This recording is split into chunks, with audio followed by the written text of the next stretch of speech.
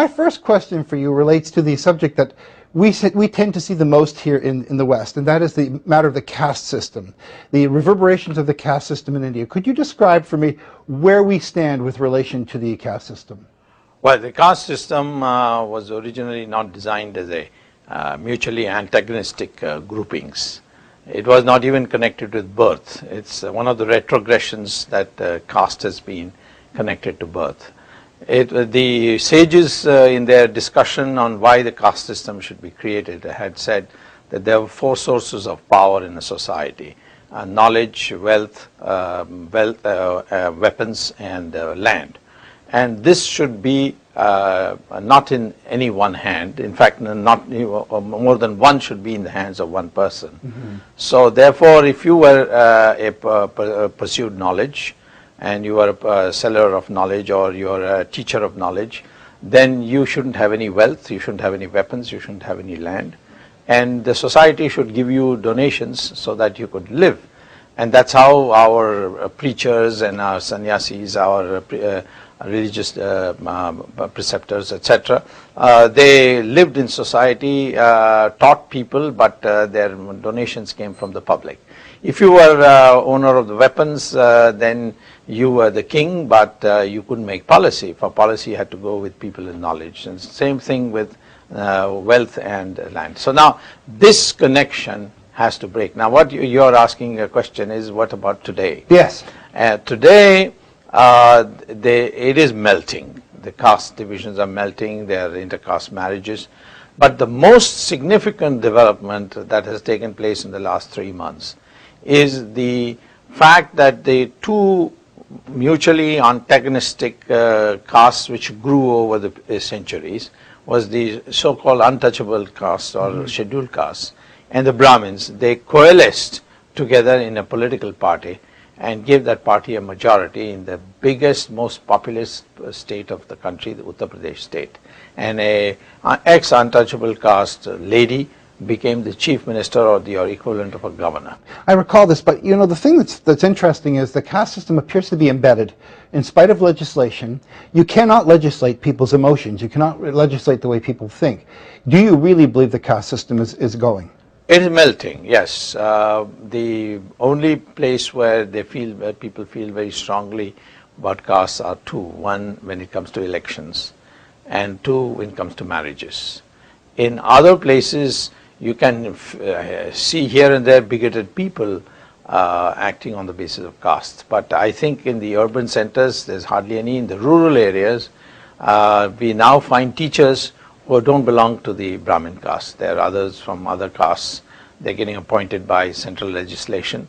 And naturally, therefore, the melting process is going on. How fast it'll go towards the end, I can't say, but it's quite clear that caste has become irrelevant. You know, you've written this book, Hindus Under Siege, and we tend in the West to think of the caste system as being endemic to the Hindu religion. Yes. Explain that first, please. Well, first of all, our religious scriptures are divided into two parts. One, which is revealed knowledge, which you can't amend, and the Vedas come in that.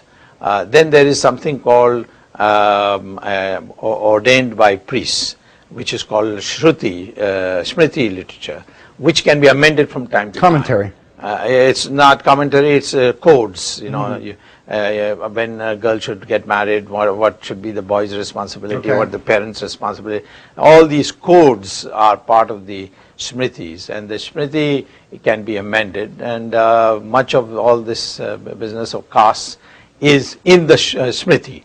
So therefore, there is no religious sanction that caste should remain. It just happens to be convenient. Certainly convenient for politicians, because then you don't have to say, I built you a road and I built you a dam or I brought you electric power.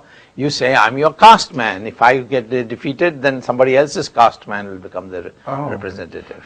So a different form of social stratification. Yeah. But one of the things we've followed on this particular TV program over the years is news of people converting to Buddhism or Christianity, rather large-scale conversions. Why does that take place? We understood that was to escape the strictures of a caste system. I don't agree that the conversions are large scale. Even today, the Buddhist population has not crossed 1%. I think, first of all, if anybody converts to Buddhism, a Hindu will not feel upset. because of the fact that Buddha was a great son of the Hindu. He was the incarnation of Vishnu, and all that he preached was a reform of Hinduism, which most of us accept today. That's not a problem. The problem arises out of the fact that there are still people who who think that Hinduism should be practiced in a certain obscurantist way, and that creates a problem.